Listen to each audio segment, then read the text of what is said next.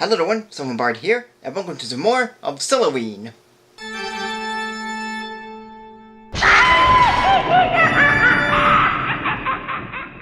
Let's talk about a family of the weirdest kind. The one that may look like a dysfunctional family, but they all really love each other. They may look like monsters or are creepy for the norms, but they partake in the most bizarre antics that do last a long time, and the show they're in has a unique charm to it that I don't think can be matched. And I'm of course talking about the Addams Family. The movie is based on the characters created by Charles Addams, but it also borrows elements and likeness from the TV series in the 1960s. And I've seen a couple episodes of the show and know a bit about the comic, but that's not going to stop me from going over this movie. The Addams family, mostly Gomez, feels sorry for the disappearance of Fester Addams. But the Addams' lawyer, Tully Alfred, and loan shark/con artist Abigail Craven have an idea. They use Abigail's son, Gordon, to disguise as Fester Addams, and Abigail goes in as psychiatrist Dr. Greta Pinderschlotz to help the Addams family reunite with Gomez's lost brother. But things get complicated when Gordon, or Fester, is getting used to living with the family, but also has to please his mother in retrieving the family riches for her and Tully. In general, I'm not huge into the Addams family, but I know some things about them. But what they do are the film's biggest highlights. It's like a madhouse of stuff going on, but kept kind of a creepy vibe to it. And some things are funny and do get a laugh from me, like switching Wednesday's knife with a bigger melee weapon, having the film's director in the miniature train while Gomez laughs, and a stage play that uses fake blood which soaks and disturbs the audience except the Addams who enjoy it. Those are the things that made this family different from others, appearing as a somewhat normal family but really relished in the dark, brooding, and disturbing, which makes them happy and enjoy their life. But there's also moments that are so out there that actually makes them appealing. The mamushka, the snake charmer playing the snake, and the stuff the family does during Halloween and Christmas. But once in a while, some things don't work, like the soundtrack has songs by MC Hammer, and they feel out of place and not needed, even at a time when he was huge with his hit songs and albums and very short-lived TV show. Yet some things are a mix, like Thing, where in the original show it's a hand that's in a box and didn't have much to it. But in the movie, it moves freely everywhere as a disembodied hand, and the effects for it are pretty impressive in some points. But then they're also weak in the compositing portion where it's very noticeable. But it's an overall enjoyable effect when done right. So everything in the film is pretty much half and half, but the good stuff does overshadow the bad ones, and that's good enough for my book. The characters themselves work the same way too. They are pretty enjoyable in their own right. The new characters all work well, but the Addams family seems almost right. Morticia is perfectly cast, Gomez is a delight, Pugsley and Wednesday are fine as is, Lurch is again perfectly cast, and Grandmama is alright. The only one I have a problem with is Fester. Not because of his look, which is similar to the original, but because of his voice. Okay, he does a good job and all, but the original sounded more like Curly Howard from the Three Stooges, and I've gotten so used to hearing that it becomes a totally different perspective when not hearing that silly voice in this one. But that's just my preference. And fun fact, the original actor who played Fester was also the same kid who played alongside Charlie Chaplin in The Kid. Yeah, I just wanted to get that out. However, the film's biggest flaw for me is the story. It's sort of cliched in how it's done. Why did it have to use this plot? The one I call using the imposter as family member plot.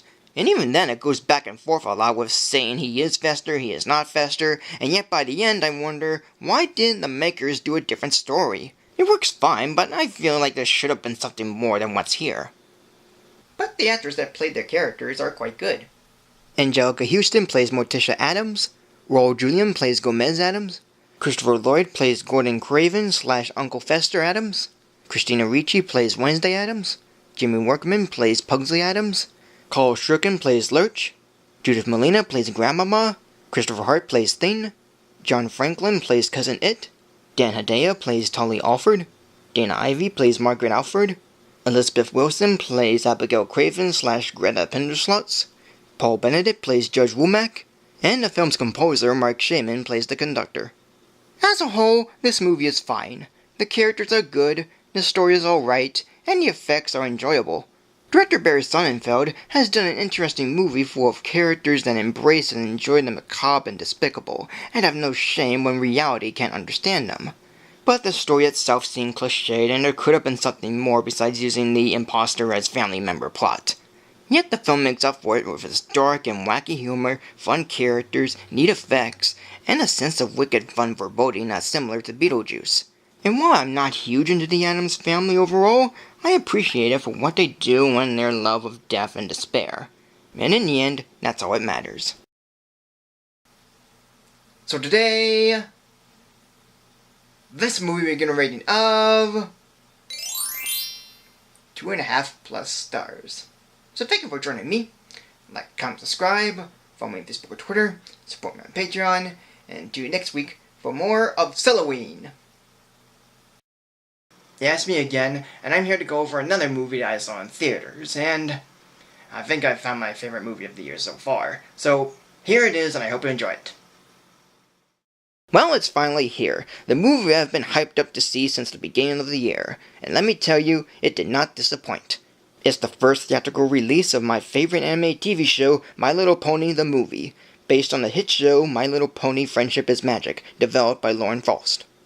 The story is of Princess Twilight Sparkle, who is organizing the first friendship festival in Canterlot, with her best friends Applejack, Rainbow Dash, Fluttershy, Pinkie Pie, Rarity, and Spike helping out.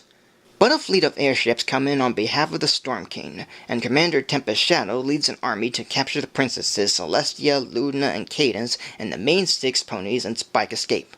But upon overhearing Celestia's demand to Luna to seek the Queen of the Hippos, hippogriffs actually, Twilight suggests they go in search of the Queen to get help in saving Equestria. So the main 6 and Spike head out to find the Queen and her clan, while coming across new folks such as a cat named Capper, a band of pirate parrots led by Captain Solano, and sea ponies. All while Tempest Shadow and her assistant Gruber trek down Twilight for the Storm King.